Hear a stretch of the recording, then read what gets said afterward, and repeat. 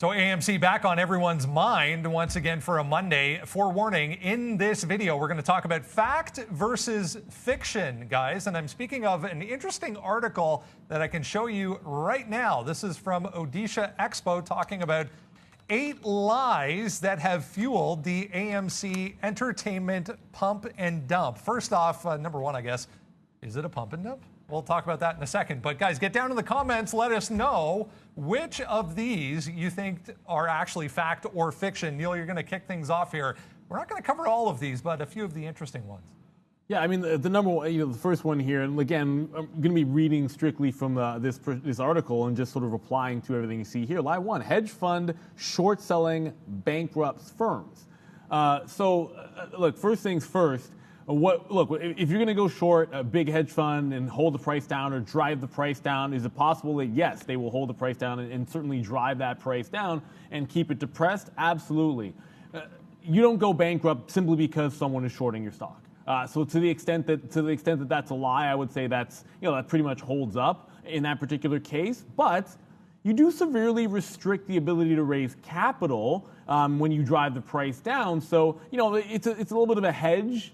To use a pun there, to be able to say, hey, there is a damage done if a short selling firm is saying, let's say they're over leveraged and shorting more than they should and naked short selling, all of that. Yeah, can that damage a company? Potentially, because it hurts them the ability to raise capital, and that can allow a company the time that it needs to potentially recover. So is it directly going short that causes the firm to go bankrupt? No, it is not. But there are some damages to the long-term aspects of that company that can occur and certainly potentially do occur when the stock price is held down for an extended period of time. Delistings can happen, and that can hurt them as well. So you can call it like a lie if you're being very, very explicit and you're being very, very technical and being very precise and literal about it. But there's certainly some damage done. Okay, we'll go, I'll take line number 2 here.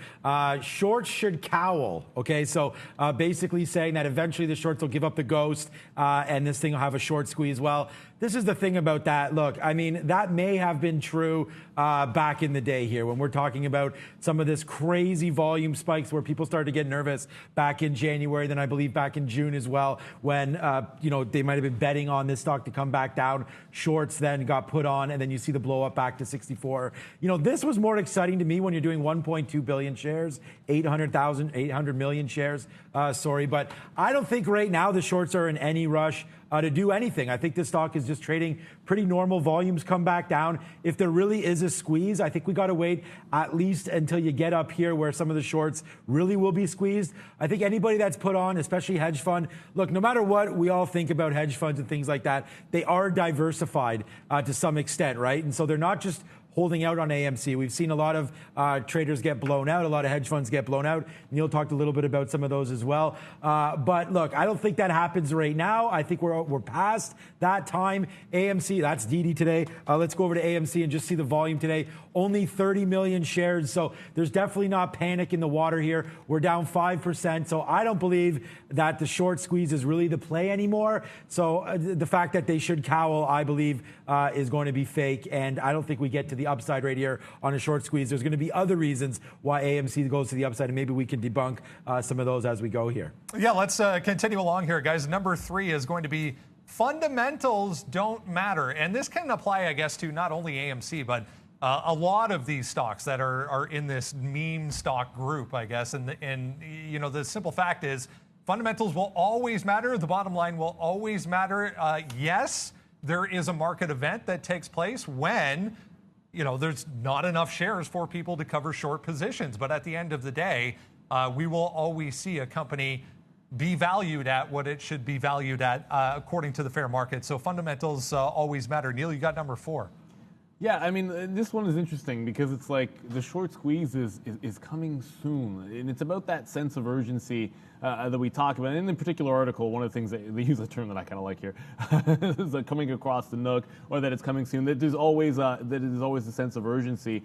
And the reality is surprise is sort of the element to some of these games. So I would say that it's in some regards true, because a lot of times there's expectation that, oh my goodness, it has to go right away because the stock is 30% shorted or 40% of the float.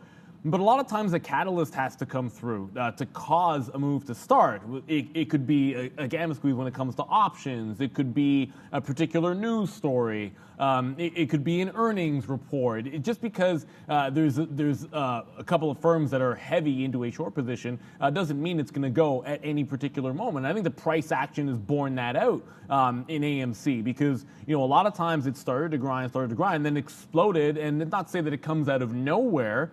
But that catalyst can be, like I said, just about anything. And oftentimes it can be technical. You have no idea when and where it's going to be. So those that believe in it have to hold on for dear life with the expectation that at some point there could be a squeeze as opposed to, it's going to happen on this date because of this particular event.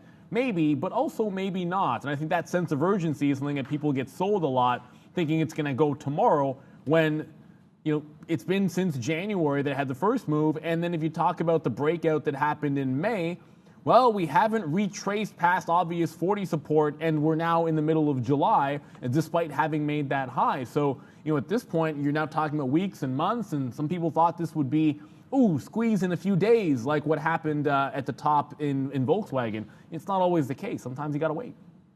Yeah, no, there's going to be lots of things to cover here. We'll go to line number 5 right now, according to the article here. Hedge funds management, the mainstream media. So that doesn't even make sense. But okay, so the hedge funds management, the mainstream media. So I read through it, and basically they're trying to say that the hedge funds control the mainstream media.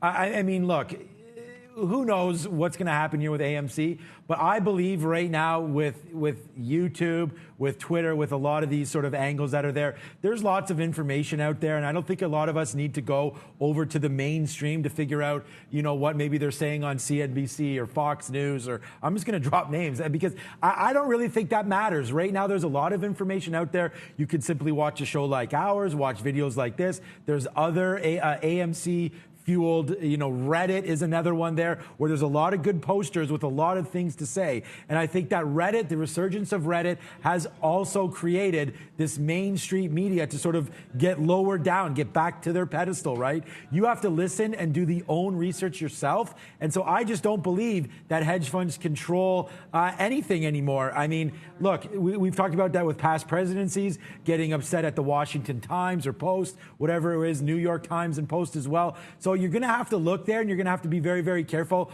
on what you read. But there is often facts versus fiction out there. And I just think with Reddit now and with the availability of a lot of opportunity out there to research and do your own due diligence, I think that's what sparked GameStop and AMC shorts, right? Was that there was a lot of people out there looking at the short squeezes and looking at what some of these hedge funds have done. So I would say that the mainstream media actually doesn't have that much of effect right now on some of these plays, specifically with AMC and GME, because it's just the apes and everybody out there is so much more educated now than even they were 6 to 8 months ago. All right, the last one here, guys. We'll wrap things up with a sixth and final one, and that is kind of ties into what you were just saying there, Sean. Simply that Ape Nation has single-handedly saved AMC. And when it comes to any of these meme stocks, once again, it's going to be, their operating performance that determines ultimately, at this point, can we say 100% that they have saved, quote unquote, the company? I mean, they're not falling to zero. They're not going bankrupt. So at this point, it is holding up technically on a chart as far as the company is concerned. But just to wrap things up real quick, guys, has Ape Nation taken AMC on their back and saved the company? I mean, look, it's an interesting question because there's two ways to go about it. Because they've certainly enabled them to raise some more capital, which is certainly a good thing. I think all the attention that AMC has gotten cannot possibly hurt them when it comes to actually getting butts in the seats, which is what this will end up being, or finding ways to transform their business. That positive, I suppose, the storyline, that's going to help. Is it saving the company fundamentally? I mean, it's hard. You can't say that that's certainly true because there are way too many factors in the long run. We're talking years out that will matter more when it comes to that. But look, it's not that it's a zero effect. I think anyone that says it's done absolutely nothing, that can't be true because they've been able to raise capital. They're getting lots of positive press, or press in general, which is never a bad thing, especially when a business is trying to recover. But you compare AMC to any of the other names out there, and not to say Cinemark or name anyone in particular, but fundamentally speaking, they all have the same challenges, and some are doing a little bit better, at least from a fundamental standpoint there, and they don't have the apes behind them. Look, I'm going to take a little more aggressive stance. I'm going to say quite clearly AMC was saved by Ape Nation. I mean, they had to be saved by somebody. Didn't have to be Ape Nation, but you could have had a hedge fund also come in, buy it, looking for change in management, looking for restructure, things like that. I mean, we just went through a pandemic. I mean, AMC was in super trouble. This is 2016, man. The last time we were anywhere even near here was 2016, right? Since then, we've had, I mean, Netflix has been around for a while, but, the resurgence of Netflix, not resurgence, the growth of Netflix, obviously the coming of Disney Plus, Apple TV. I mean, it just goes on and on. Crave here in Canada, Hulu, YouTube TV. I mean, there's so many opportunities that, look, I mean, this was already happening. We already went from $35 down to $14 in 2017. Then we battled back to 21. And then this is all before the pandemic. And then we crashed down to 2 and change, right, guys? So you got to watch out. I mean, here, this is part of the pandemic right now. And then all of a sudden, the people, hedge funds got a little too greedy. The story's been well told.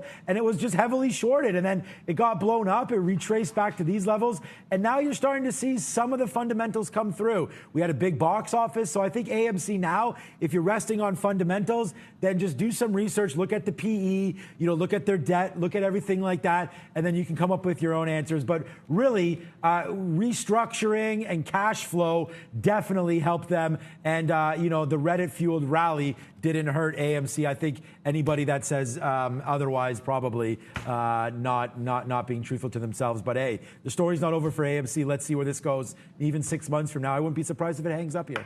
That is the best part. The story is definitely not over. More to come, always with not only AMC, but the rest of the meme stocks, guys. There's a look at a few of the more common facts versus fictions that are out there right now. Here's Valeria. Hey guys, thank you for this entertaining content. Dear viewers, please subscribe to this channel to see more great videos.